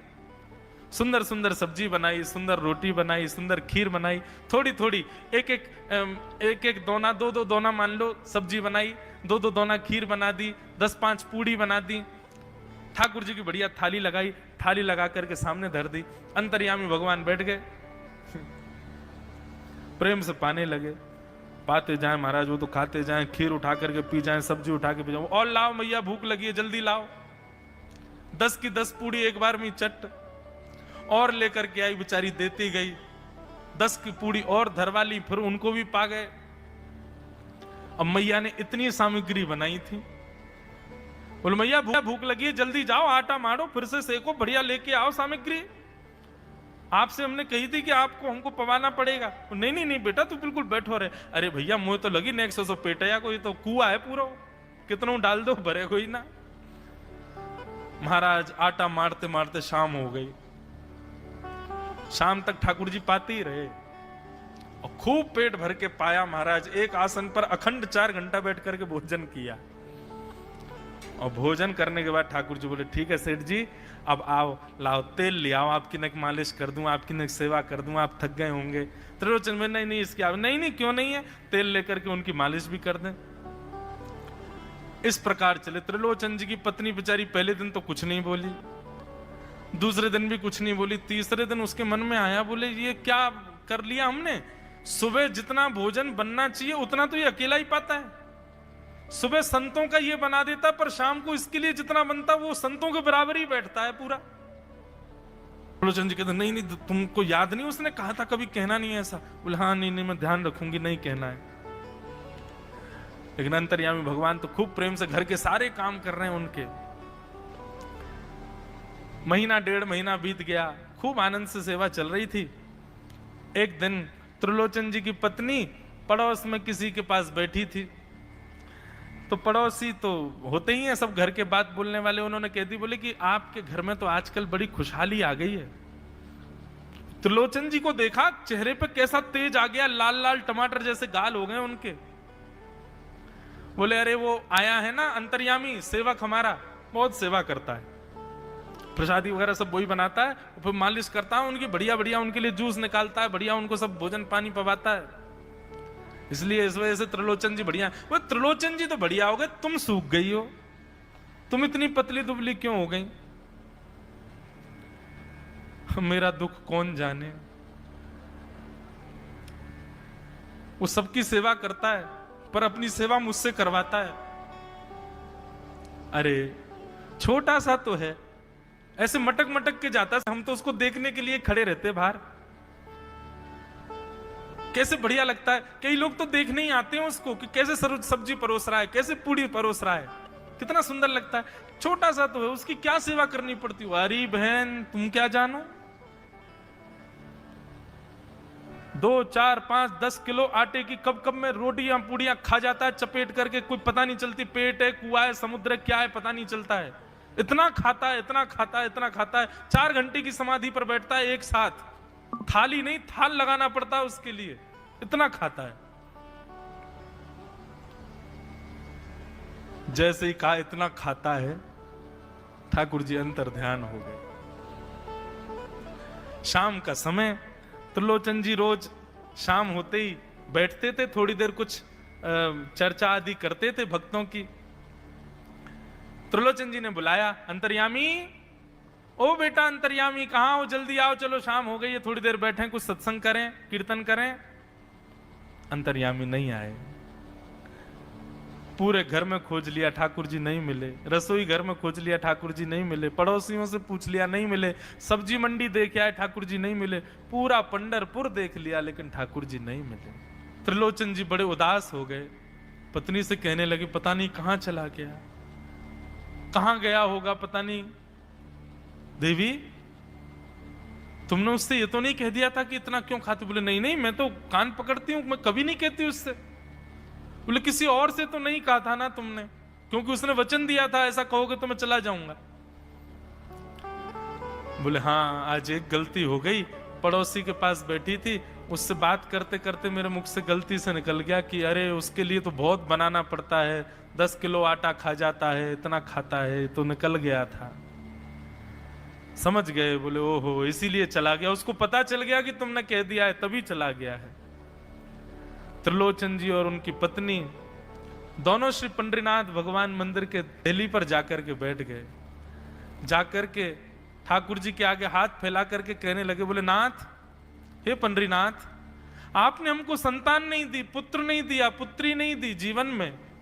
हमने कभी उसकी अपेक्षा नहीं की, हमने कभी आपसे शिकायत नहीं की कि हमको संतान क्यों नहीं दी है। पर नाथ, एक सेवक हमारे जीवन में आया, और जब से वो सेवक आया, हमारे यहाँ संतों की सेवा होने लगी, हमारे यहाँ कीर्तन होने लगा, हमारे यहाँ सत्संग होने लगा, हमारे यहाँ खूब आनंद की उमंग होने लगी। उस सेवक ने हमको आपसे और प्रेम करवा दिया। ठाकुर जी, हम आज आपसे दोनों भीख मांग रहे हैं, हमें कुछ मत दीजिए, आप भी मत मिलिए हमको इस जन्म में, लेकिन हमारे उस सेवक अंतर्यामी को हमको वापस कर दीजिए भगवान। वो जहां कहीं भी हो उसको वापस भेज दो हमारे पास। ऐसा कहकर के रुदन करने लगे, नेत्रों से आंसू गिरने लगे, चरणों में प्रणाम करके श्री पंडरीनाथ भगवान को रुदन करने लगे त्रिलोचन जी और उनकी पत्नी। इतने में ही स्वर सुनाई दिया, बाबूजी। अंतर्यामी का स्वर सुनते ही पीछे मुड़ करके देखा तो पीछे तो कोई दिखा नहीं। अरे इधर देखिए, पीछे कहां देख रहे हैं? वापस से पंडरीनाथ भगवान की ओर देखा तो श्री पंडरीनाथ भगवान की जगह ही अंतर्यामी बालक खड़ा हुआ है, सामने खड़े होकर के उनको आशीष दे रहा है। त्रिलोचन जी तो भाव विह्वल हो गए। बोले कैसी कृपा नाथ आपकी। बोले आप ही थे क्या? बोले तो इतनी अच्छी संत सेवा, इतनी अच्छी खीर, इतनी अच्छी पूड़ी, इतनी अच्छी सब्जी, और आपकी जो सेवा, और इतने अच्छे अच्छे सत्संग कीर्तन, ये मेरे अलावा कौन कर सकता है? संतों की सेवा तो मैं ही करता हूं ना। आपने संत सेवा के लिए सेवक मांगा था, इसलिए मैं ही आपके यहां चल करके आ गया। और श्री त्रिलोचन जी पर अद्भुत कृपा करके भगवान ने उनको कृतार्थ किया। सबसे पहला शब्द श्री हितरवंश महाप्रभु ने श्री राधा यही कहा। अभी तक दंतावली भी प्रकट नहीं हुई है, और प्रथम वाक्य ही मुख से प्रकट हुआ है, श्री राधा, श्री राधा, श्री राधा। खेलते हैं राधा, बैठते हैं राधा, चलते हैं राधा। अरे कहां गए, अभी बोलना ही नहीं आता, कुछ मांगते भी हैं मैया से तो राधा राधा राधा ऐसे ही बोलते हैं। राधा ही नाम जानते हैं और कुछ जानते ही नहीं है। धीरे धीरे आप थोड़े थोड़े बड़े होने लगे, घुटमुन चल करके जाते, और जहां पिताजी श्री राधा मोहन लाल जी की सेवा कर रहे हैं वहां जाकर के बैठ जाते। इनके पिताजी के ठाकुर जी का नाम क्या था? राधा मोहन लाल। वहां बैठ करके अपने पिताजी की सेवा का दर्शन करते थे, कैसे सेवा कर रहे हैं। अब नन्हे से बालक को कहां भाव आता है, कहां प्रेम उमड़ता है। महाप्रभु जी की स्थिति ऐसी है, वो प्रसन्न मुद्रा में राधा मोहन जी को देखते और नेत्रों से अश्रुपात होता। माँ जब आती देखती तो उनको लगता पहले रोया होगा, तब के आंसू ही होंगे, उठा के ले जाते। ऐसे श्री महाप्रभु जी धीरे धीरे बड़े हुए। पिताजी से कहते,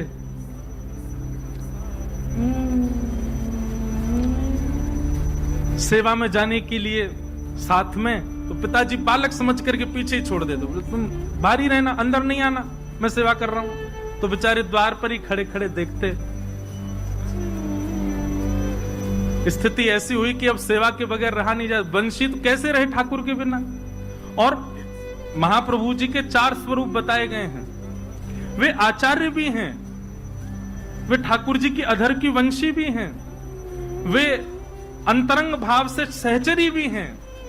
और श्री हित, हित का मतलब ही होता है प्रेम, प्रेम स्वरूप है।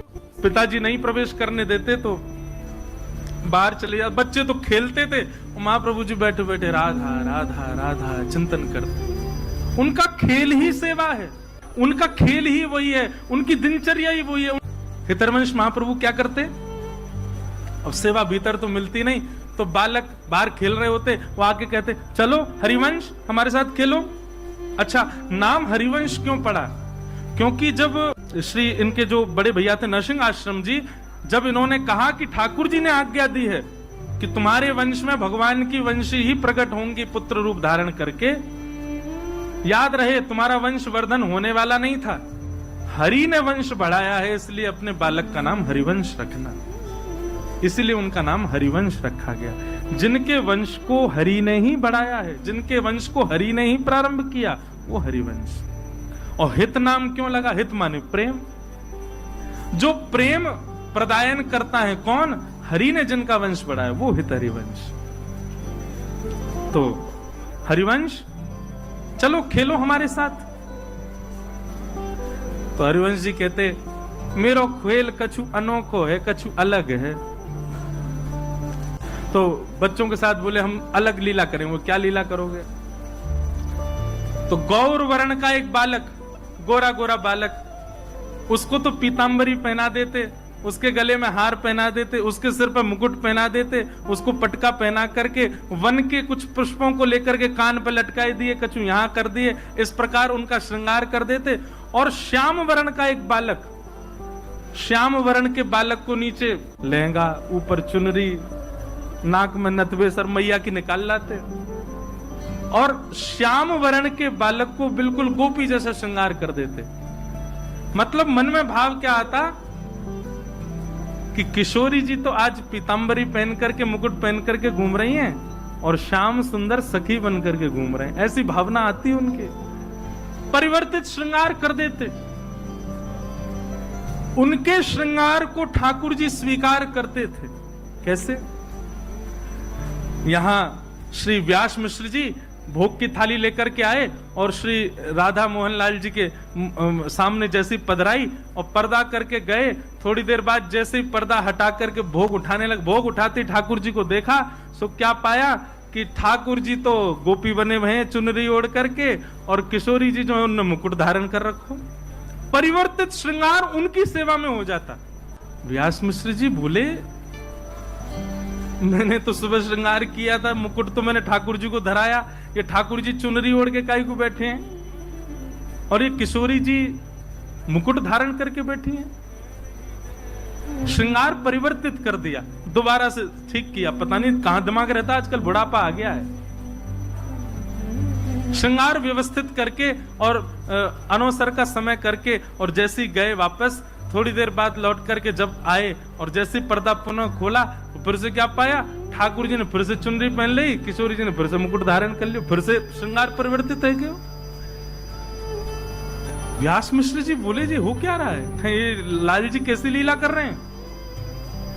तभी आपकी दृष्टि बाहर गई और बाहर खिड़की से झांक करके आपने देखा तो हरिवंश जी अपने कुछ मित्रों के साथ क्रीड़ा कर रहे हैं, और तभी उन्होंने क्या देखा, एक श्याम वर्ण का बालक वो तो चुनरी पहन करके घूम रहा है, और गौर वर्ण का बालक वो मुकुट पहन करके घूम रहा है, वो ठाकुर जी की तरफ भ्रमण कर रहा है।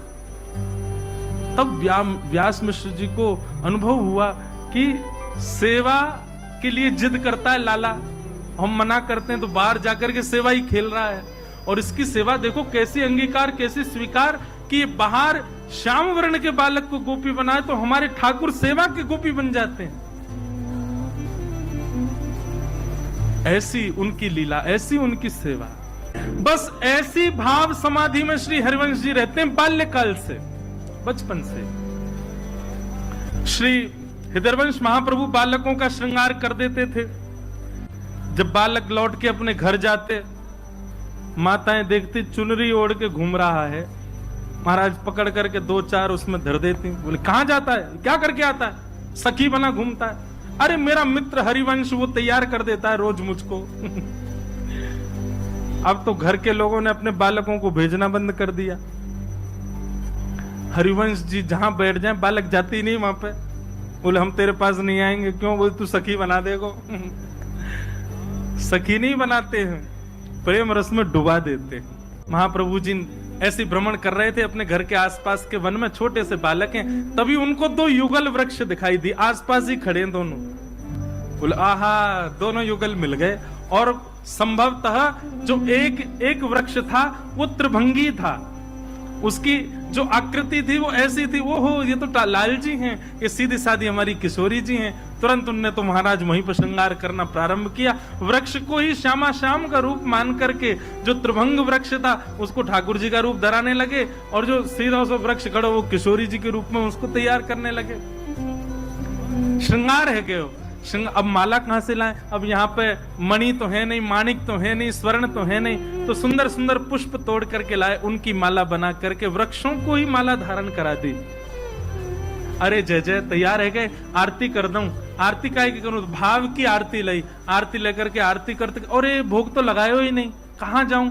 वन में गए, सुंदर सुंदर वन के फल लेकर के आए। एक ही फल नहीं, आलस नहीं है भक्ति में, अलग अलग फल, अलग अलग प्रकार के फलों को लेकर के आए। फल को सुंदर दोना पत्ता का बना करके उसमें पधरा करके दोनों युगल के सामने पधरा दिया, और बैठ करके वहीं कीर्तन करने लगे, स्वरूप का वर्णन, स्वरूप का वर्णन, लीलाओं का भाव चिंतन करने लगे।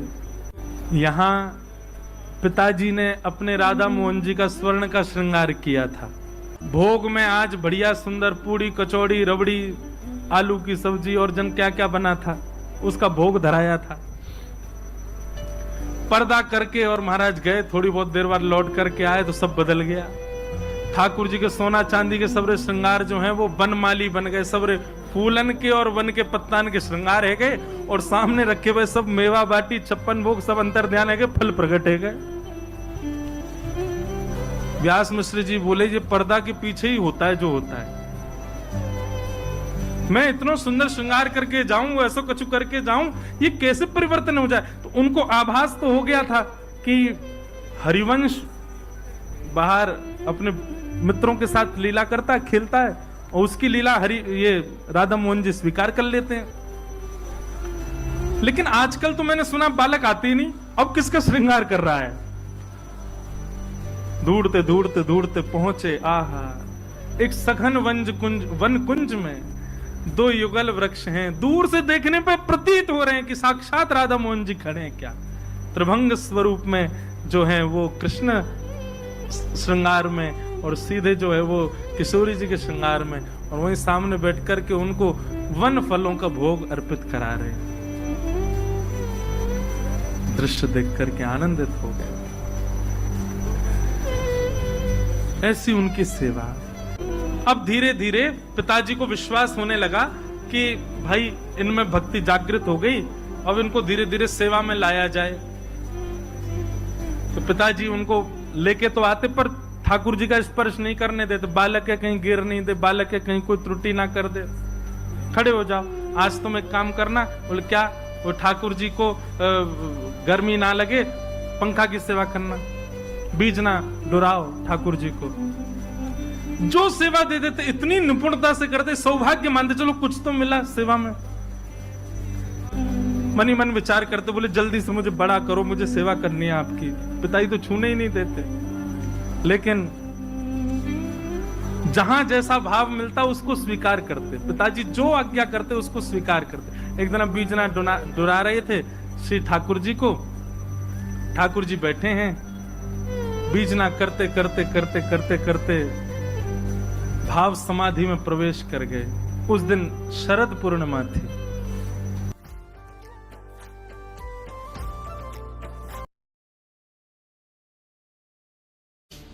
एक भक्त थे, उनका नाम था गणपति भट्ट।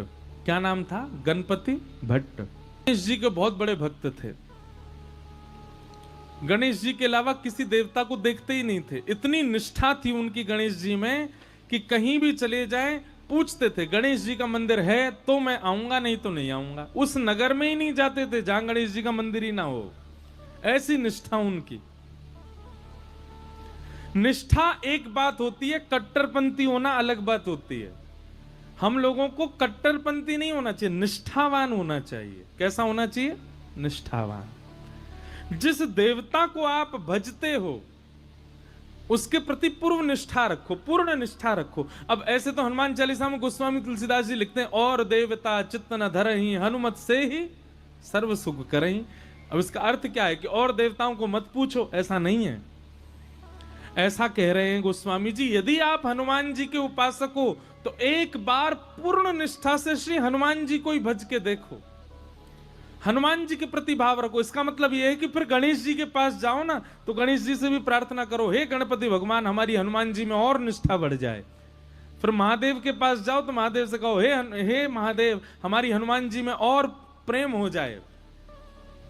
कभी देवी के मंदिर में जाओ तो देवी से भी जाके ये प्रार्थना करो, हे वैष्णो देवी मैया हनुमान जी से हमारा और प्रेम हो जाए। अब आप जा तो सब जगह रहे, पर हर जगह मांग क्या रहे? अपने इष्ट से प्रेम।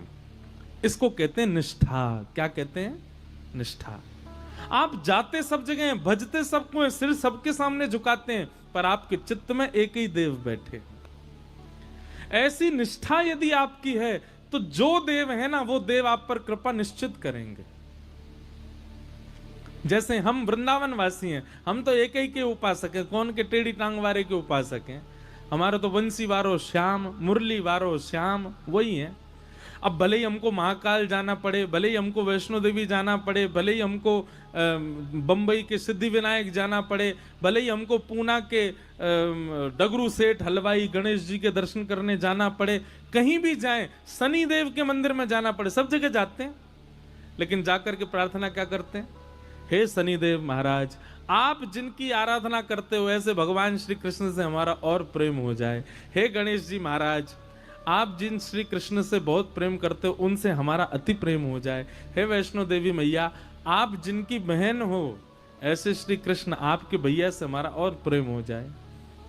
इसको कहते हैं निष्ठा। कट्टरपंथी जिसकी होती है वो क्या करता है? गणेश जी का उपासक है, देवी का मंदिर आ गया तो ऐसे निकलेगा, मैं तो देखूंगा भी नहीं, मैं तो अंदर जाऊंगा भी नहीं, मैं तो एक एक को पूछता हूं। ऐसा नहीं, जहां भी जाओ अपने इष्ट को चित्त में धारण करके जाओ। इसको निष्ठा कहते हैं। क्या कहते हैं?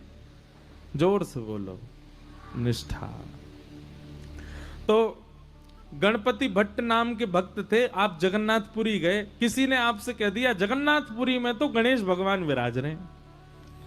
तो गणपति भट्ट पहुंच गए जगन्नाथपुरी। अब जगन्नाथपुरी जाकर के लोग बागों से बोले, हाँ भैया गणेश जी कहाँ विराज रहे हैं, मुझे दर्शन करना है। तो किसी ने कहा, बोले ओहो तुमको किसी ने बुद्धू बना दिया है, यहाँ गणेश जी का मंदिर थोड़े ही है, जगन्नाथ भगवान तो साक्षात श्री कृष्ण है। अब जैसे ही सुना कि जगन्नाथ भगवान श्री कृष्ण हैं, गणपति भट्ट तो बड़ा व्याकुल हो गया, समुद्र किनारे जाकर के बैठ गया। बोले कि मेरे साथ तो छल कर दिया, मेरे साथ कितना बुरा अत्याचार किया, गणेश का नाम लेकर के मुझको जगन्नाथपुरी बुला लिया, और यहां तो भगवान कृष्ण का मंदिर है।